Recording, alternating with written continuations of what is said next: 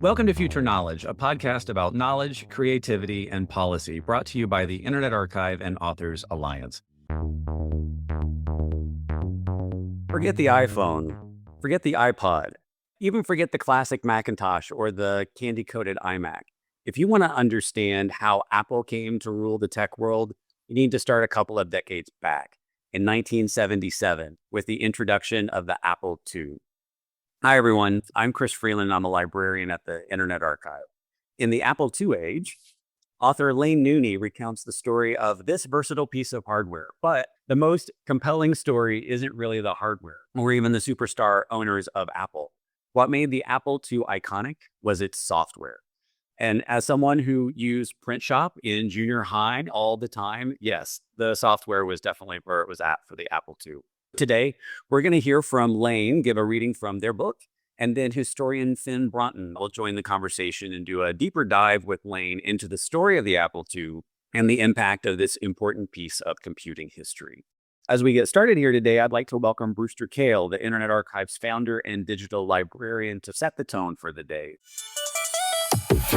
Thank you very much, Chris. And I'm so glad that Laine and Finn are doing this gathering for us around what's an important contextual point about what shaped our whole industry and how the computer technology was not just for large corporations in the military, but things changed and empowered people in new and different ways. It was from my era. I was an Apple II dev way back when. So I'm very glad that this is happening. To get things started in full is the Internet Archive's free-range archivist. And if you have spent time playing any of the games, the software and arcade games that are emulated in the browser at archive.org, you can thank or blame this next person for that, because he is our software curator and therefore responsible for all that time that I've spent on playing Oregon Trail, and is one of my favorite people on the planet, Jason Scott. Hey there, folks. Laine's book is something that's been in my life for a couple of years now, because I've known Laine now for a good number of years. Laine asked to study me like a weird insect in my virtual computing cave as I was doing things for the archive. We became really good friends and, drafted myself into the realm of Laine's official Internet Archive research assistant, because it was important to me for people to enjoy the millions of items that we've put up on the archive and how good it might be for the use of scholars and for enthusiasts and people who just wanted to both use old software, read about catalogs, and have citations. And Laine put me through my paces enough that I knew that this was going to be a humdinger of a book, because Laine does not start by reading 10 looking back fondly articles from 1995 and assuming that's where we begin. Laine asks all the hard questions. And so this book to me is a breath of fresh air, because we were starting to move into the era of fond, just slightly out of focus memories of how computers were. Laine asks, really? Is that what this was? Is that what you think this was? Is this a love story? Laine's going to dispel that. So just an absolute joy. And besides the book itself, Laine's always doing many other projects, has been involved in so many other things, both in the realm of computers and in academic work. And is, again, like I said, you've come in for a treat. I guess I have to talk now. Jason, thank you for your always generous introductions. There's a reason I call Jason my internet dad, and I think that just got explained to you.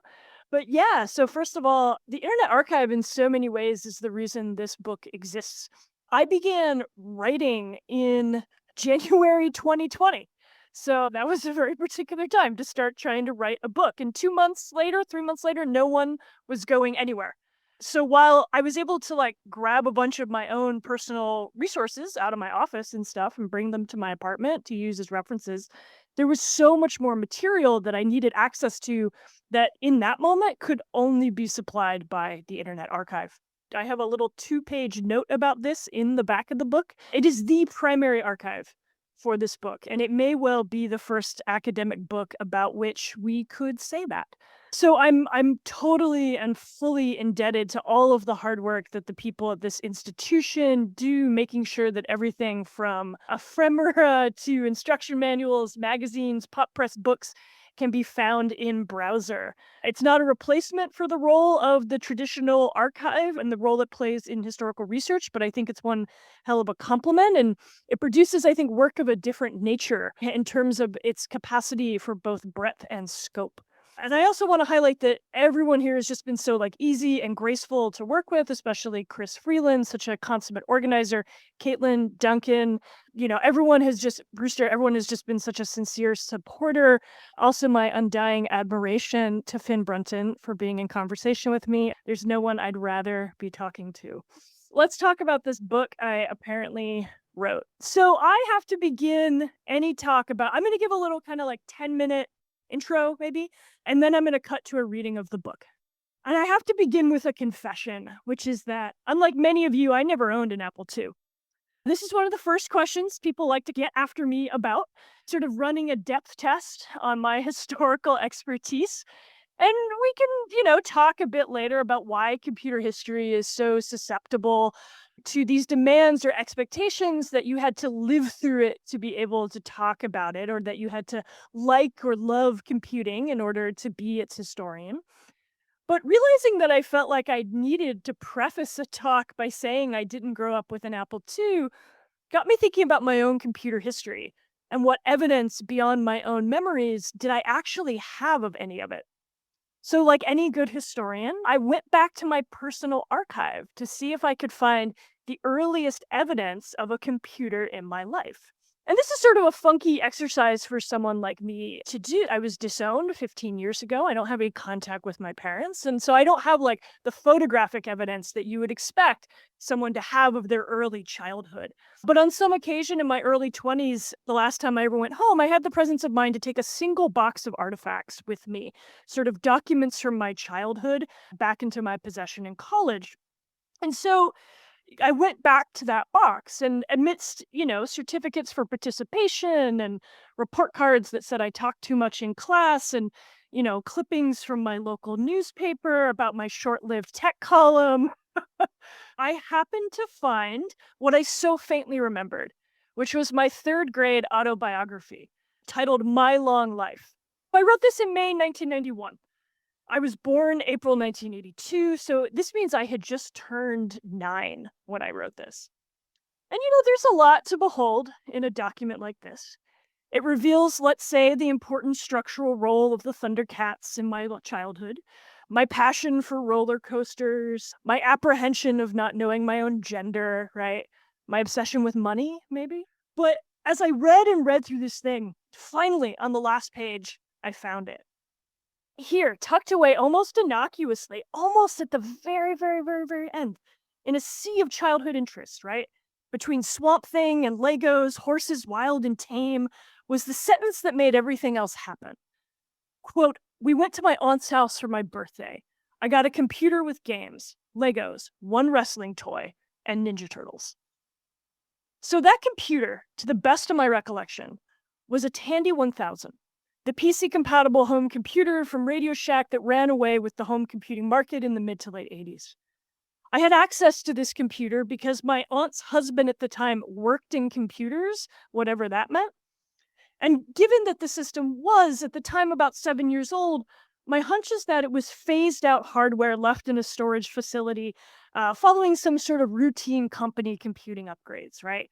Something too out of date to keep using, but right, what protocols did anyone have at the time for something like e-waste? So it became the perfect thing to pawn off on a 9-year-old relative. So it's 1991, and I'm using a computer more than half a decade old.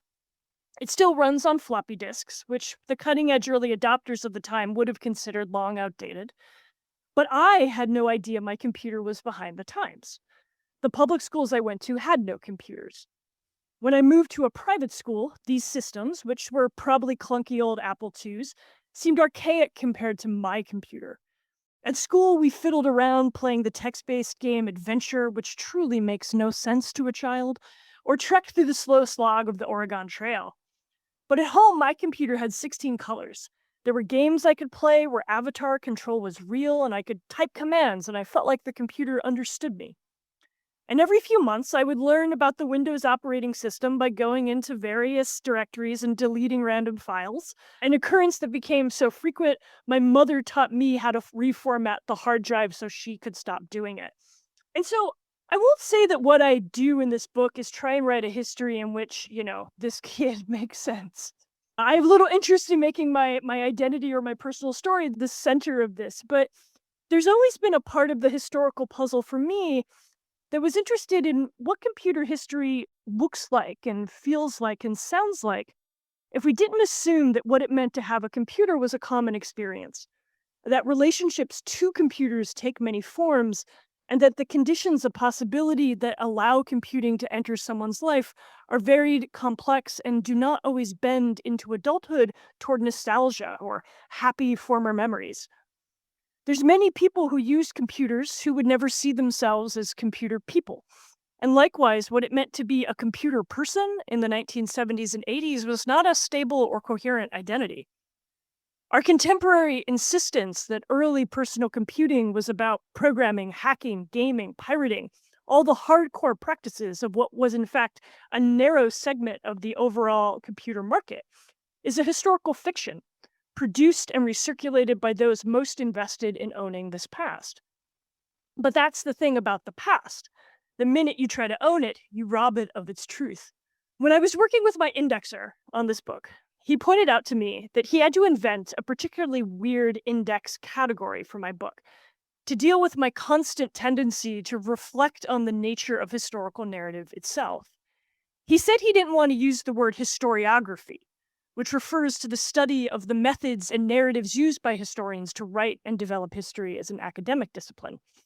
He didn't think that term was appropriate because, first, somehow I had never used historiography in the entire book, which felt like a really filthy deep cut on his part to tell me that, but also he thought that wasn't quite what I was doing. Instead, he settled on history how it's told, which is like this might be the only book in existence that has this formulation in the index. It's a little clunky, but it's come to endear itself to me in how direct and uncomplicated it is.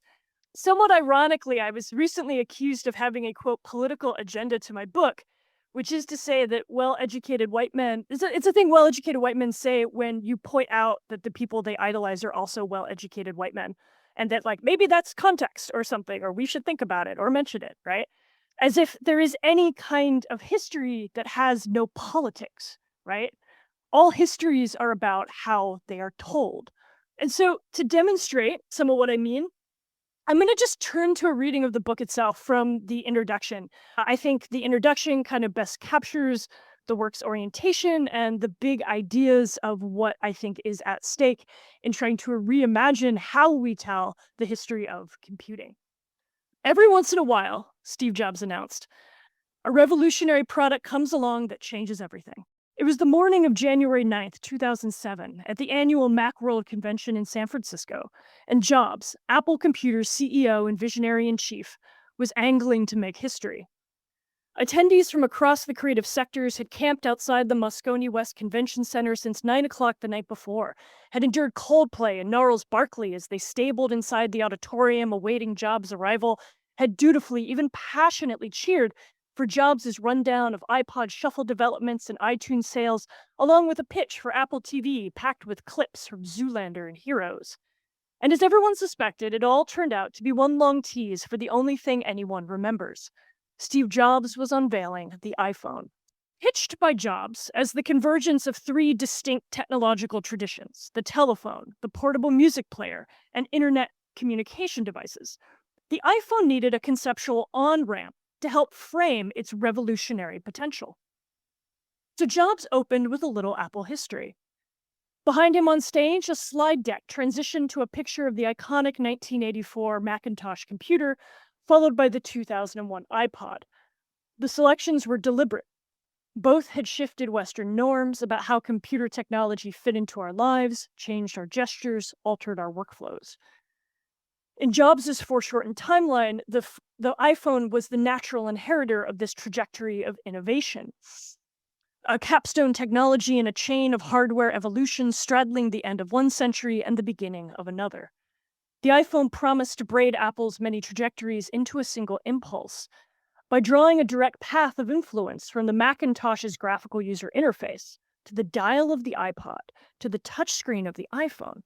Jobs presented the development of all three as natural and inevitable, subtly suggesting a metaphysical inheritance between them that transcends their status as mere products.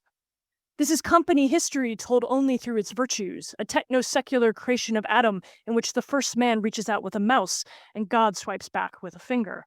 But here we should pause and consider all the history that must be put aside for Jobs' version of events to hold true.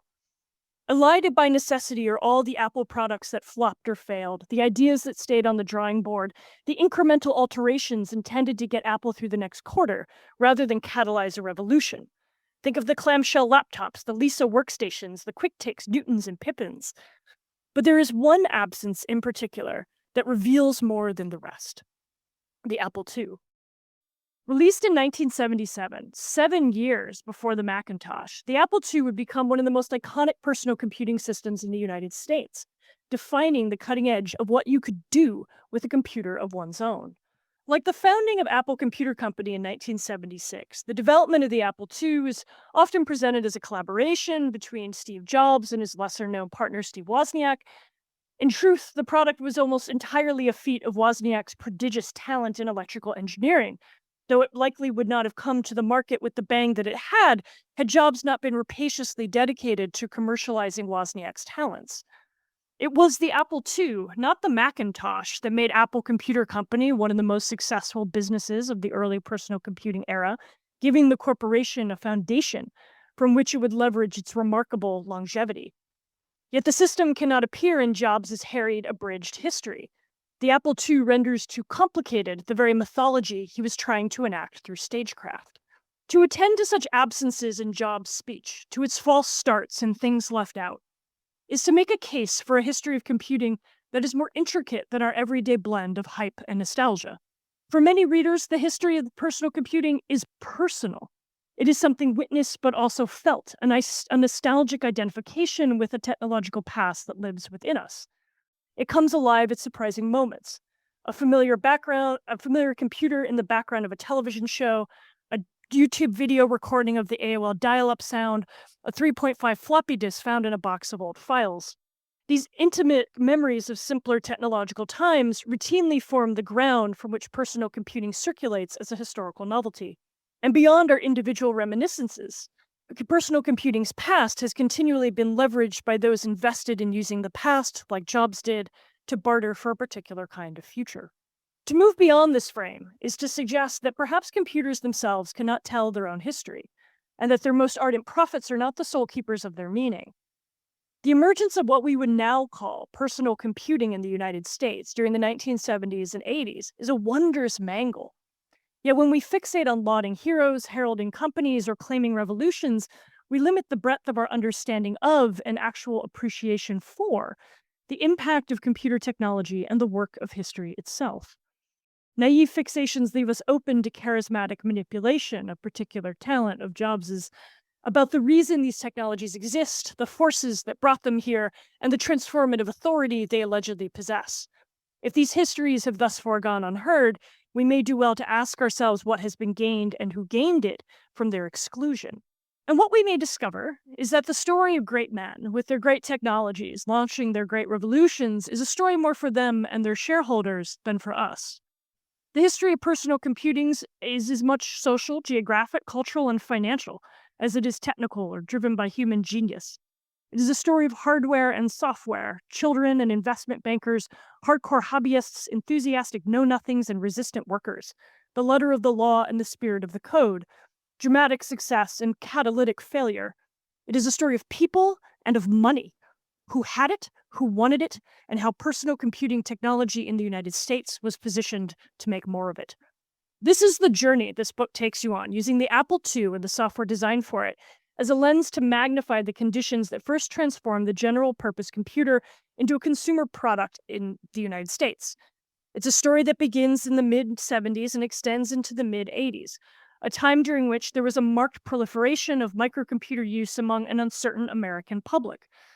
This was also a period of rapid industry transformation, as overnight entrepreneurs hastily constructed a consumer computing supply chain where none had ever previously existed. In other words, this moment in time marks the very beginning of individual computer ownership, technologically, economically, socially. And we could have no better guide through this misunderstood and often misrepresented terrain than the Apple II's hardware and software, as the very thing Jobs chose not to talk about. The Apple II nonetheless documents, better than any computer of its time, the transformation of computing from technical oddity to mass consumer good and thus cultural architecture. Many of this book's readers will have been drawn to it by an internal sense of having watched the history of computing happen. But historical knowledge accumulates in other ways too. Through YouTube videos or Netflix documentaries, films and television programs that use the 1970s and 80s as a historical set piece, articles in Wired or The Atlantic, perhaps even a book or two like Isaacson's The Innovators or Stephen Levy's Hackers. Histories of personal computing are also constantly drawn on by entrepreneurs, investors, and thought leaders, often presented much the way Jobs did at the iPhone launch. Discussions are highly selective and forever progressive. We've been told over and over again in countless forms and by myriad voices that personal computing was, from the moment of its invention, instantly recognized as a revolutionary technology and eagerly taken up by an American public. This is not true. The 1970s and 80s were not a period of mass consumer adoption in consumer households. Indeed, the bullish estimates of the late 70s and early 80s investors, entrepreneurs, and futurists fell quite short of the heady predictions that the market would double annually year after year after year. Personal ownership of computing systems barely touched double digits by the mid-1980s and was in only a third of U.S. households by the late 1990s.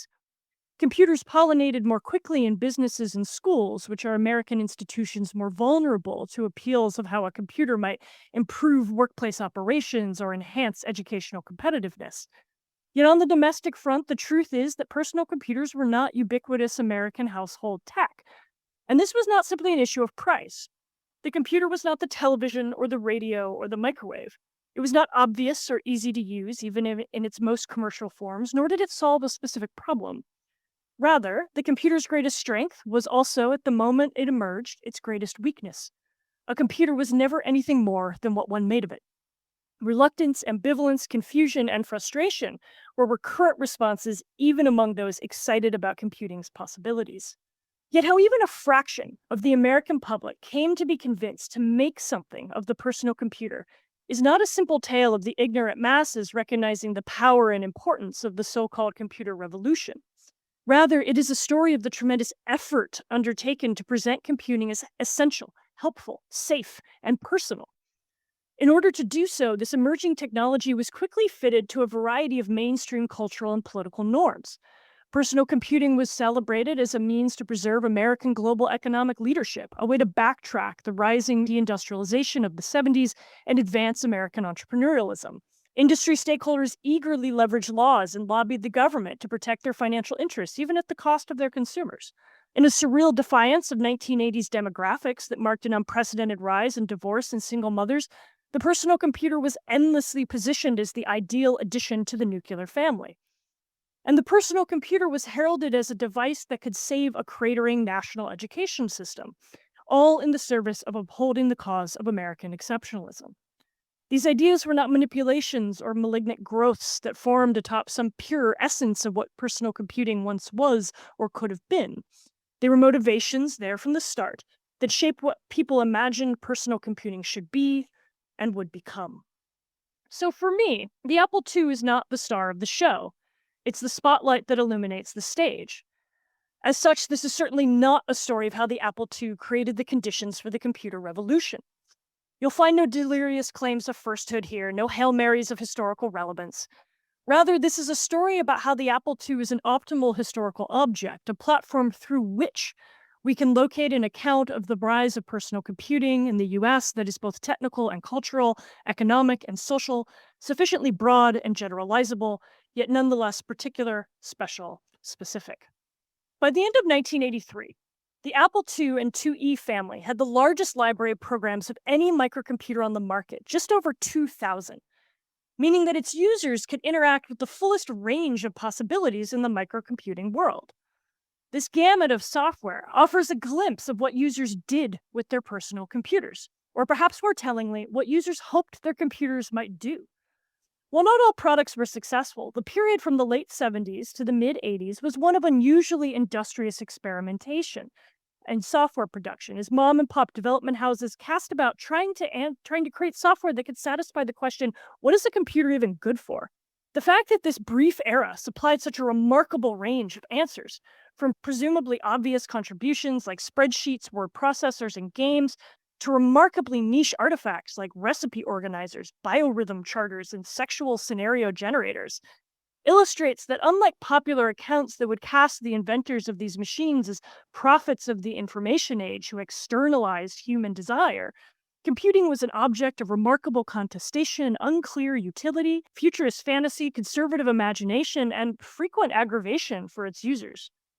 Software is an essential part of this story because it is through software that the hypothetical use case of the computer materialized. Through software, consumers began to imagine themselves and their lives as available to enhancement through computing.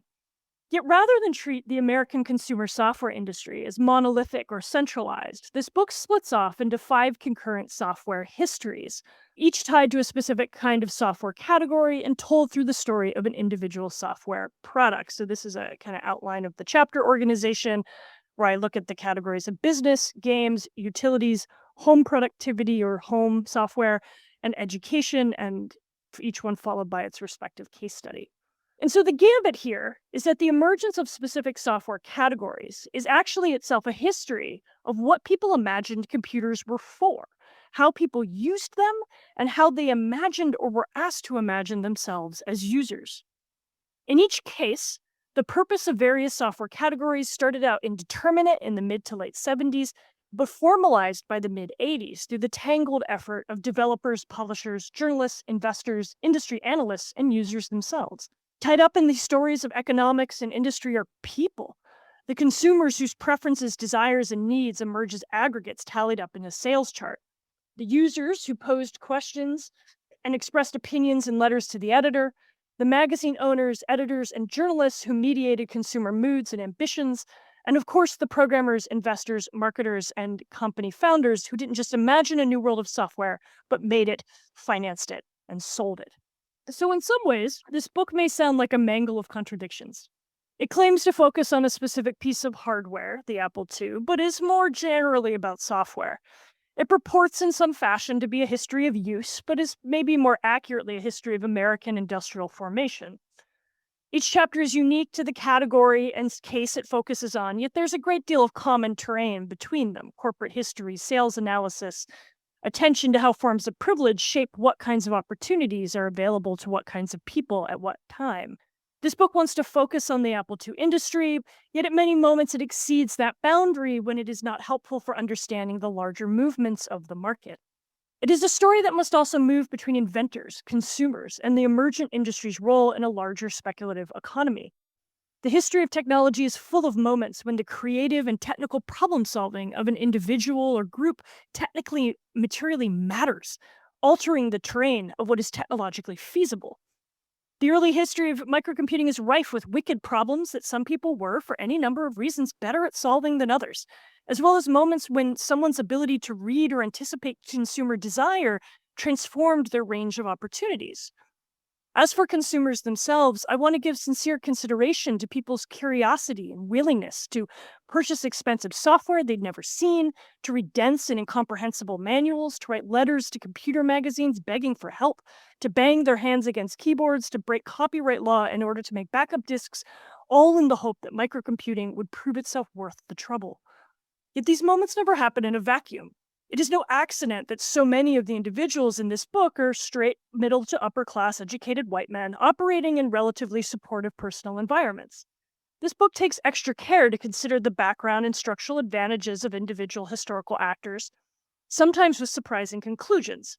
For example, access to Harvard rather than Silicon Valley is a defining attribute for many of the entrepreneurs in this book.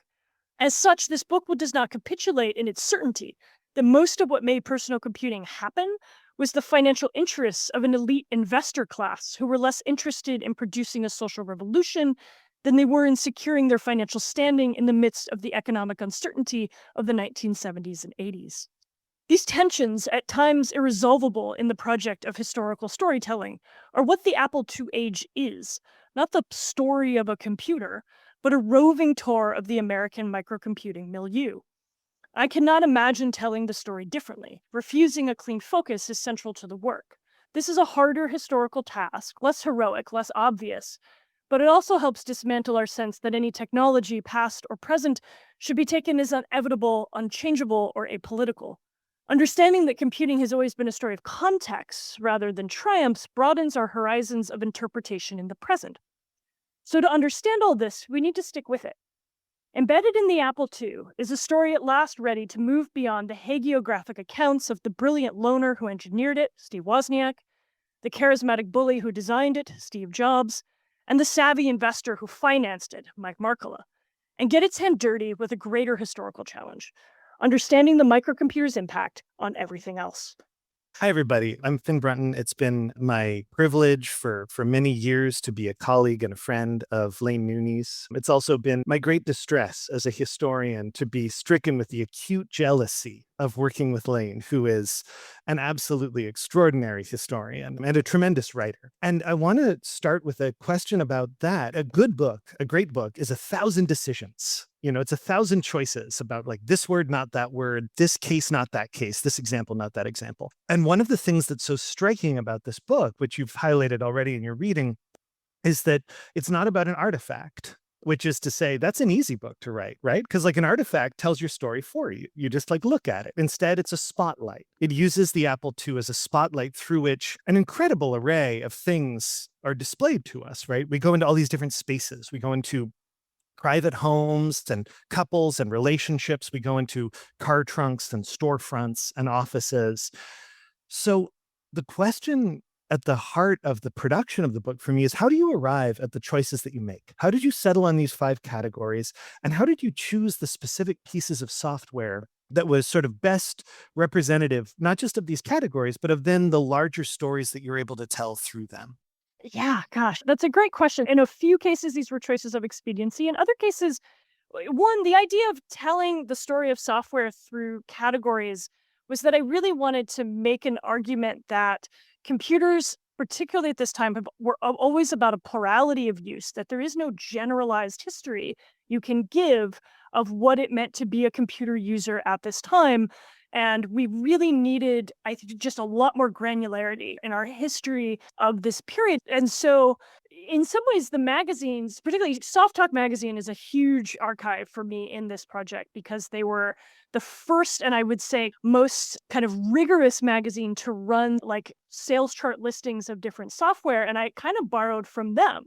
So, these categories were pulled from how did Soft Talk, which was the first magazine to really try to intensively understand the interests of different users, how did they divide up what software was for? And in several of the chapters, especially things like home or utilities, there is this contestation that winds up happening in that magazine about what is home software. And they have a whole conversation about what they think that means.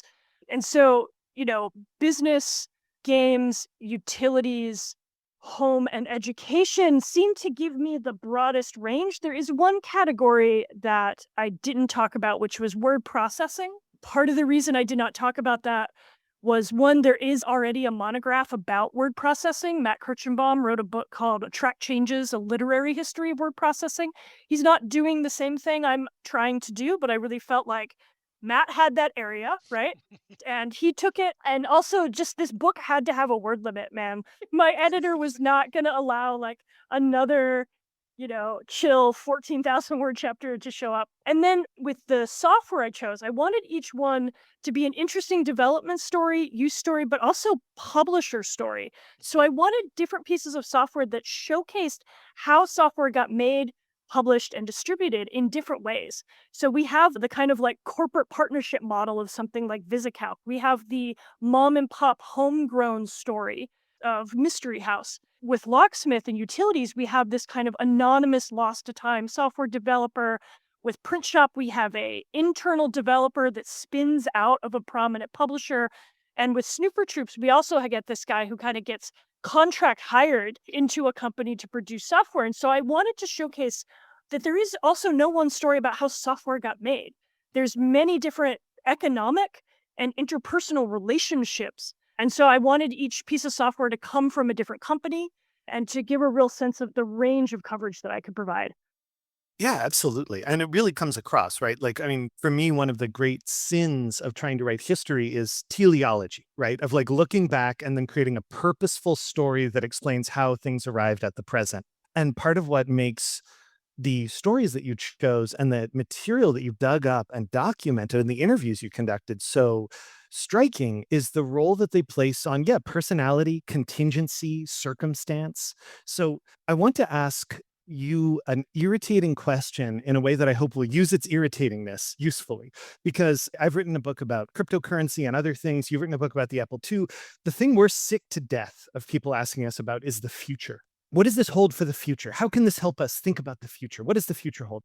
Could you share with us how working on this book has caused you to reflect not on the future, but on the concept of the future, right? Like, how do we use the future in tech? How do we use this idea of the future in this industry, in how it markets itself? How have you come to think about it differently, having created this book? Yeah, it was interesting. That's a great question because you know how much I hate being asked about the future. Yes. Which is like, oh, can we stop it? And maybe to explain why I find that tedious, is that it's just very quickly, it's not that like I think there's nothing to offer, but I think it's very strange to me that we always want to instrumentalize history to be useful to the present and that we have very little like language or affinity or like ability to relate to it on its own terms. It's like, can it just be its own thing without us needing to like find lessons or case studies about, oh, if only I knew what this company did wrong, I could not make that mistake. And it's like, is that the only reason the past has value? Right? I think underneath it all, I really believe in the project of history is about developing an ethical relationship to the past. And that ethical relationship is like a personal philosophical space that you can expand out from into other kinds of relationships in your life. That's my wild historical method. The question of what I've learned about the future is that, like, I was writing big chunks of this book at the same time, like the metaverse was popping off. And it felt very similar in some ways, in that I think we could make an easy argument that sort of the engines of like capitalism really fire up in the late 70s, early 80s. And you do see this ravenous investment discourse that kind of shapes around computing and about its inevitability, about the fact that it's going to save us, about all of these magical things it's going to do, right? And you watch that fail and then you watch it try to be resuscitated, and that's almost on loop, and it felt like I was watching the exact same thing happen in the contemporary moment. Is that capital needs spaces of investment in order to like expand itself, and it will find them and sort of territorialize them at any cost. And in that sense, it can very much rob technologies of what their potential might be, because there's so much engineering around this idea of growth, right? We have to have growth, and personal computing couldn't deliver growth. It didn't. We don't really get growth in personal computing maybe until the 90s, right? This is not television, which went from 4% to 89% of US households in a decade. Like, computing was a slow, hard sell. This wasn't the smartphone. But the demand that it had to scale was like almost a we refuse to let this fail kind of thing, which, we've seen this with VR for 30 years, right? I mean, one of the things it's taught me about the future is that we kind of refuse to learn the lesson of letting things go. Very well said. Yes. So, actually, what you just said addresses a couple of questions around things like arguments for engaging in computer history beyond nostalgia, why people should learn about systems they never personally used, and so on. I wanted to throw a couple of more general questions at you. One is, what's a piece of eccentric, weird, left field software that you've wanted to write about but could not, either because of space or because it just didn't fit? That's a great question.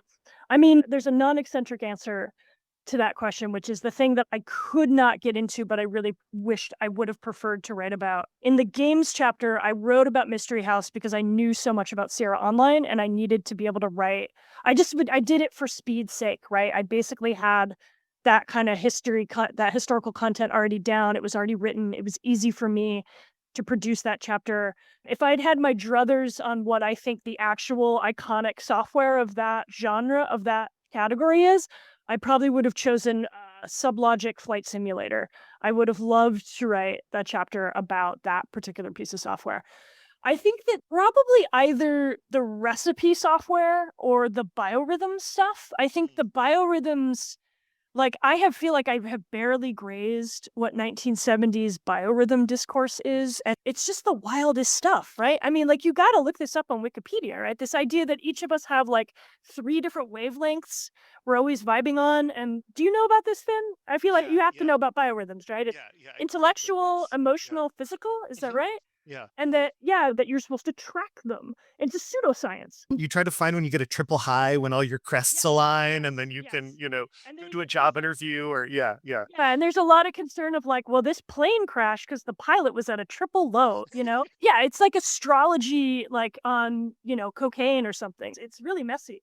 I would love to be able to write about early quantification of the self stuff, but it felt too niche. It really only fits in the home chapter.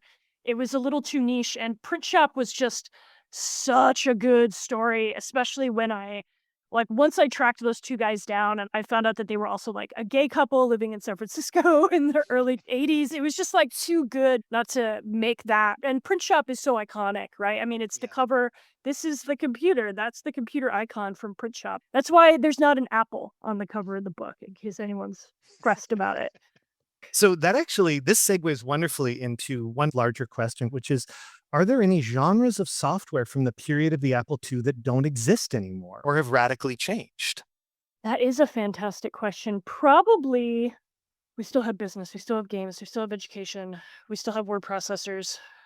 I mean, I think utilities, and maybe it's not changed. Maybe in some ways utility software has stayed the same, right? It's still kind of the quaint thing about utility software in the late 70s and the 80s was that it was niche software for niche users. And so it never got exorbitant prices. The people who designed it were never covered in magazines. They were never software rock stars. It was a much kind of quieter, community oriented mode of software production. And, I think the question now of like what a utility is probably quite proliferated and exploded and complex, but they don't have a commercial legacy in the way that many of these other software categories do, and maybe actually a little inspiring in that. There really is the humble utility. I have a question about the last part of the book, the end, where you actually go to a kind of flea market. And I was wondering if you could just say a little bit about the close of the book for the close of this talk, about why you went there and what you learned and why you used that to end this book. Yeah, the epilogue is called On the Consignment Floor, and it's about my visit to the Vintage Computing Festival East, which Jason drove me to. So Jason figures somewhat prominently in the middle of that little epilogue. And I was told I had to write a formal academic conclusion. And I was like, oh, fine, I'll summarize the book for anyone who didn't read it or whatever. But I felt like there was a more, I would say, I don't know if emotional is quite the word I want to use, but there was like something I wanted to ruminate on about the nature of memory, nostalgia, about our desire to keep these technologies alive, but only in a very, very specific way. The kind of narrowness that I find in a lot of like hobbyist fixation around these, which is like, how many times can we repeat how much RAM a computer had and think that that's knowledge, right? Like, what do we think that information is? And what are these acts of remembrance we do at these kinds of events? Like, if you were to enter an event like that, what is the historical argument it is making about the past and the present?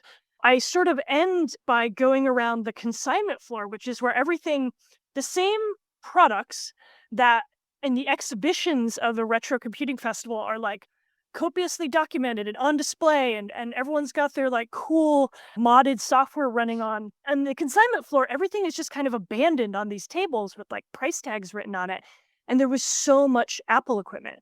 It was stunning. Like maybe a third of the entire room was just full of Apple equipment. And it just felt to me to really get at something about how I really wanted, I think, at the end of the book, for us to have a sense that, like, we have many complex emotions about it, but I think we can't let those override our understanding that these are like massive capital, like I sort of end on this idea that like these are massive capital intensive industries that are meant to design things for us to throw away with like grave economic and environmental consequences. And not to be like a moralist, but just to say like, what is our nostalgia doing that we kind of struggle to grasp that? And why do our histories so often feel the same, right? What is the repetition compulsion that we're sort of stuck in when it comes to the history of computing? And I say at the very end that the book is intended to make you uncomfortable, and it's intended to give you a history of computing that does not suit or fit our idea of the way that history is supposed to make us feel.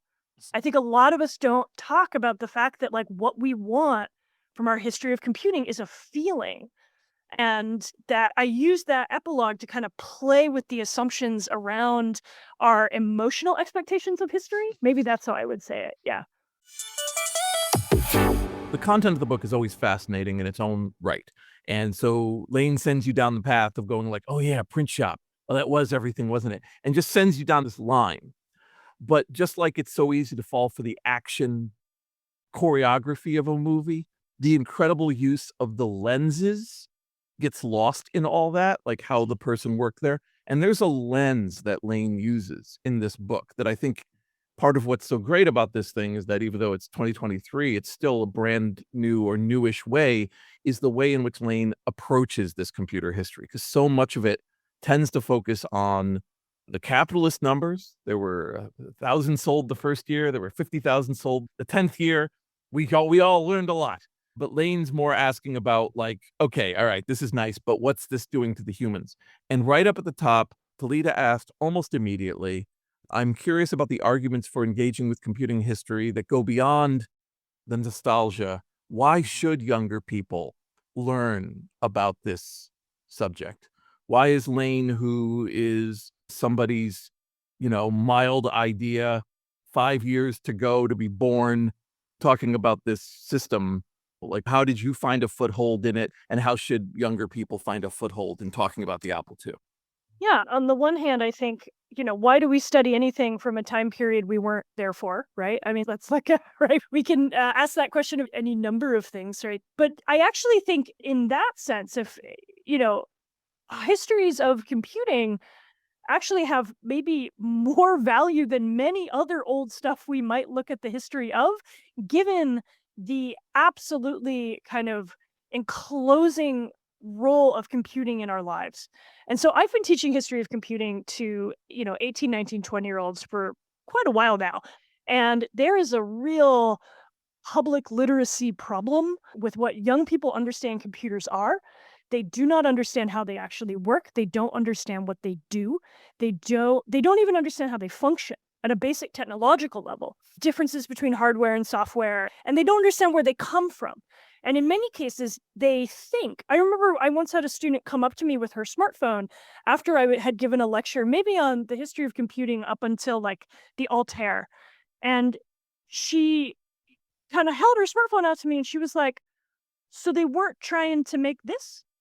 And I was like, no, no, no, no one was trying to make you a smartphone, right? And the idea that suddenly their whole relationship to computing can be kind of radically decentered, that they can begin to separate object and corporation, that they realize these histories exist for decades prior to their being born, right? I mean, when they even realize that Apple goes back to the 1970s, or that I had a student gasp when I said Steve Jobs was alive in the 1970s. She just didn't believe it, right?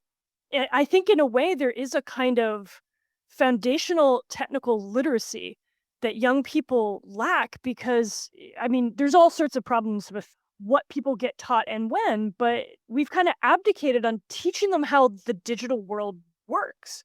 And this is one part of that. And man, do they light up in a history class once we start getting to computing. Like I actually, it's actually the easiest part to sell them on because it feels like a world they have never, ever, ever thought about. And they are shocked by every minute of it. Yeah, there's one question you kind of touched on it again, but I think maybe it might be worth teasing out a bit. Is what were the differences in the Apple II line and the product line? So the 2E, the 2C, the 2GS. Was any one of those more of a breakout star, and did one of them have more of an impact than the others? Yeah, so we're probably talking about either the 2 Plus or the 2E. So you have the original Apple II comes out in 1977. I believe it's, don't crucify me if I slip a year here. The Apple II Plus, I believe, comes out 1979, maybe 78, with the floppy disk, and I believe they swap out the smaller memory bricks for larger ones. So there's more RAM in the machine, and that becomes really critical to why the Apple II is the machine for VisiCalc, because VisiCalc it needed a level of robustness at the level of the hardware that like the TRS-80 and the Commodore PAC could not do upon release.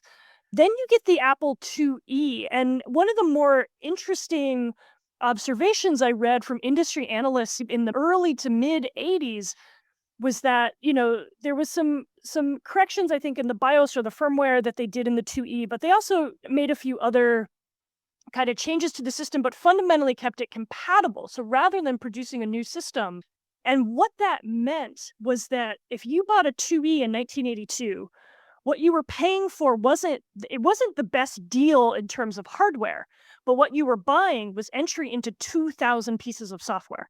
And so the longevity of the Apple II had to do with using that central architecture as a tentpole for the longevity of the model itself. Many of these other companies kind of, we've got the Commodore PET, then we've got the VIC-20, then we've got the C64, right? They're changing their models, and so all that software just goes right down the toilet, right?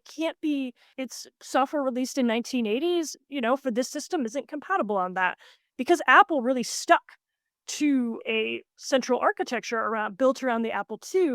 They got a much longer shelf life. And that is the reason why you get the spike in popularity of the Apple II going into the 80s. It was not the best-selling computer in 1977. The TRS-80 was. But then Radio Shack had a number of proprietary issues that caused it to kind of backslide, and Apple was able to capitalize on that because they were not changing the central architecture of their machine every few years. The Apple IIc, the C was for compact, I believe. I don't talk about the C in the book much because it's not a hardware history, right? But it had like a little handle. It was like really tightly, it was almost supposed to be a kind of portable computer. So you could carry it around as if it was like a little purse or something. The GS, I am actually blanking on the primary configuration changes of the GS. I've maybe spent a little more time looking at the Apple III, which was Apple's very short-lived attempt to enter the business market. So they were trying to make a business computer that could kind of compete on par with the IBM PC, and that just, that did not work out well for them.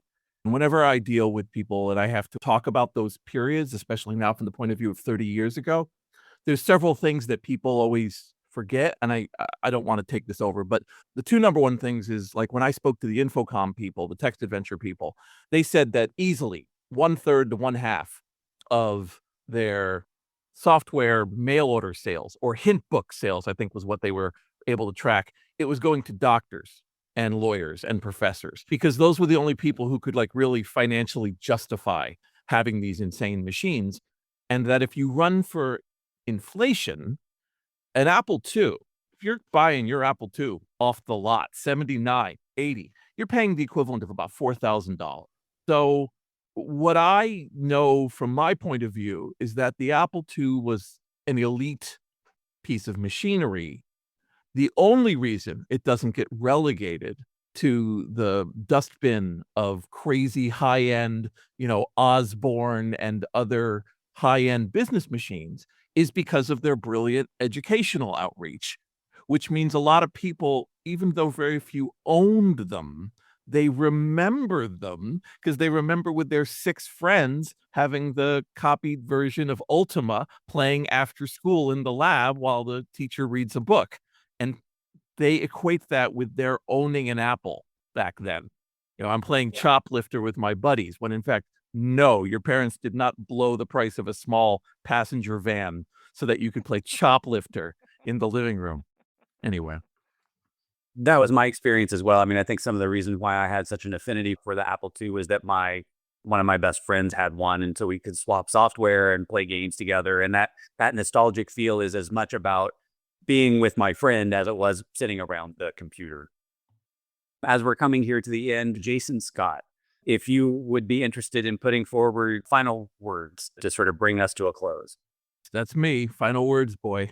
First of all, we did this in person, and it was a fantastic time, and I ate way too much steak afterwards. And it was a really, it was wonderful to have Laine within the confines of the archive. One of the really nice pivots that I said the archive has done is that we have really opened up the building, which used to be a bustling 50 to 100 people under the roof, to a ghost town, to a staging area for actual interaction of both the literary and online and offline worlds kind of interacting in there. And this is another extension of that. I did not know when I joined the archive in 2011 that I would eventually end up at the Cyber 92nd Street Y, but I really like the fact that it's been that. One of the really interesting side effects of the archive is how you get these very interesting cross-pollinations. You end up with going to a meeting. It's supposed to be about anything from crypto to a new book to a political concern, and you bump into a person and someone goes, "Who's that?" And it's like, "Oh, yeah, you know how like keyboards have numbers on them? It's that guy that he just went by. He just stopped by. He's just here."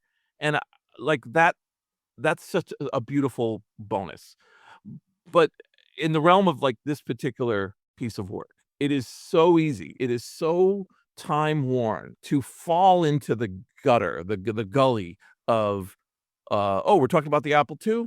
Let's share about the fact that they ran slower, that there were interesting games that we remember, and that people used them. And part of the whole point of Laine's book is that this is a different whole approach to it. An overview of the social effect or the aspects of what the meanings of our locksmith or of print shop to me is just not out there. Somebody asked about other books, and I can quote you books. There's a great book called Twisty Little Passages, which is about the literary aspect of interactive fiction, and you can find a few other books. But this kind of interrogation is just refreshingly, weirdly, brought up in this book in a way that just hasn't been there before. And I'm hoping that between the distance, this is a vanguard of additional ones. We have thousands and thousands and thousands of Apple II programs emulated at the archive, which is a project I've been involved in for about a decade, where you can go there, press a button, and suddenly you've booted up an emulation of an Apple II in the browser. I'll just leave that there. It's called Software Library Apple. But that's just to make the pretty little pictures come up. People have also been digitizing unbelievable reams of manuals and books and catalogs and magazines.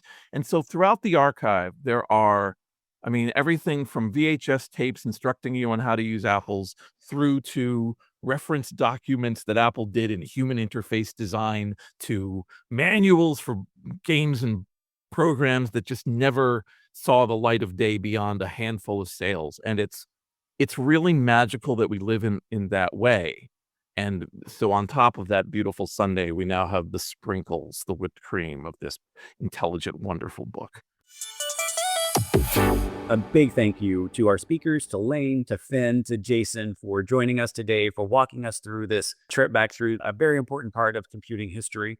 Thank you all, and have a great day. Thanks for joining us on this journey into the future of knowledge. Be sure to follow the show. New episodes drop every other Wednesday with bold ideas, fresh insights, and the voices shaping tomorrow.